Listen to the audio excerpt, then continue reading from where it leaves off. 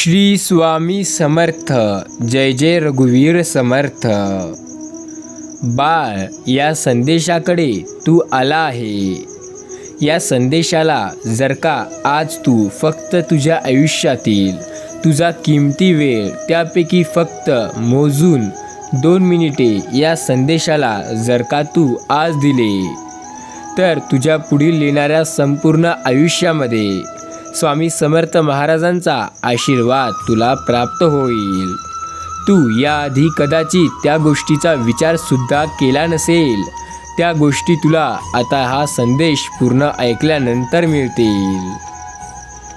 तुझा स्वामींवरती विश्वास असेल, तू जर स्वामी माऊलींना मानत असशील, तर नक्की हा संदेश तू शेवटपर्यंत ऐकशील आणि त्यांचा आशीर्वाद प्राप्त करण्यासाठी या चॅनलला जरूर सबस्क्राईब करशील. विचार करण्यात वेळ घालवा, शक्तीचा तो उगम आहे. पण जर तुम्ही प्रयत्न करून पाहतच नसाल, तर आयुष्यात सर्वात मोठी चूक इथेच करत आहात.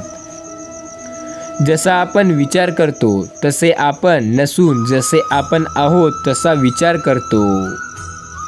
आपण काय विचार करतो हे महत्त्वाचे आहे. विचारावर आपण यशस्वी किंवा अयशस्वी ठरू शकतो. जसा गेलेला बाण परत येत नाही, तसे विचार पूर्ण केलेली गोष्ट विचार पाडत नाही.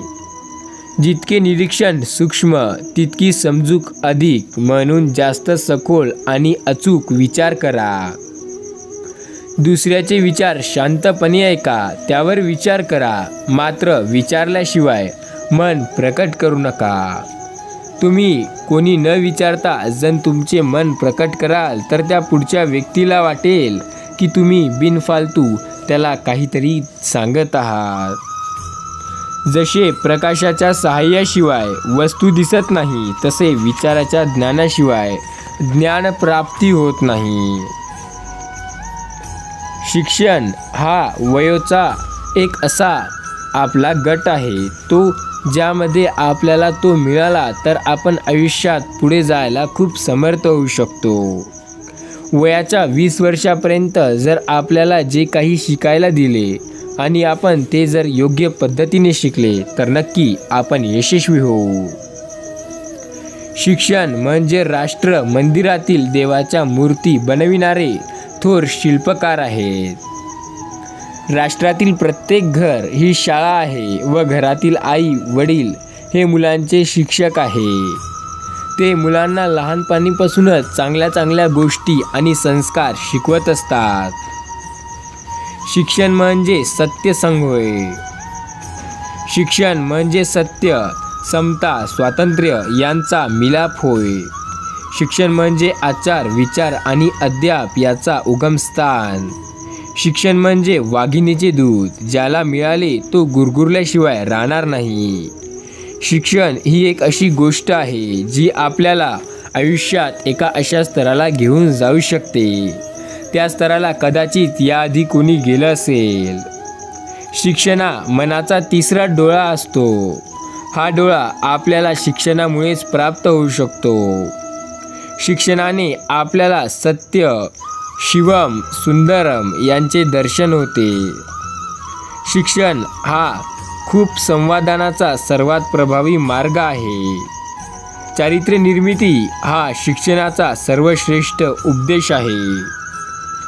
व्यक्ती सज्जन आणि धार्मिक बनवते, हा शिक्षणाचा मेन उद्देश. सत्य हाच परमेश्वर आहे आणि परमेश्वर हाच खरा सत्य आहे.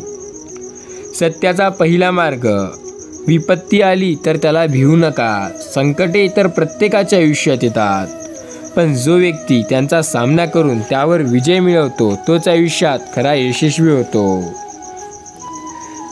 परमेश्वराच्या न्यायबुद्धीवर ज्याचा विश्वास आहे तो काहीही करू शकतो. चुकीची भीती बाळगू नका, कारण कोणीच संपूर्ण नाही, परंतु त्या चुका पुन्हा करू नका, म्हणजे तुम्ही संपूर्ण बनण्यास योग्य व्हाल. जीवन म्हणजे आपल्या जगण्यात काही अशी गोष्ट ज्यामध्ये आपल्या चुका होतील आणि आपण त्या सुधारू. आता सर्वात महत्त्वाची गोष्ट म्हणजे स्वामी सांगतात, आयुष्यात अडचणी येतील. त्या अडचणींचा जो व्यक्ती खराखुरा सामना करेल आणि प्रामाणिकपणे त्या अडचणींना तोंड देईल, तोच आयुष्यात खूप सहनशील आणि धीट व्यक्ती बनतो. अशा व्यक्तींसाठी यश मिळवणे फार अवघड नसते. या व्यक्तींना एका गोष्टीचा तर अनुभव नक्की असतो. असे व्यक्ती आयुष्यात खूप यशस्वी होतात. जीवन म्हणजे या जगरूपी अफाट सागरातील नौका.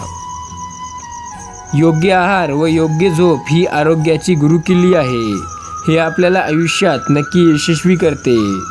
मनुष्य किती शहाणा असला तरी आधाराने तो खूप पुढे जाऊ शकतो, पण त्याला अनुभवाची सुद्धा गरज असते. विश्वास ठेवा, ज्या गोष्टीबद्दल तो विचार करतो ती तिला नक्की मिळते. फक्त प्रयत्न प्रामाणिकपणे केलेले असावे, कारण प्रयत्नाशिवाय दुसरे काहीही नाही.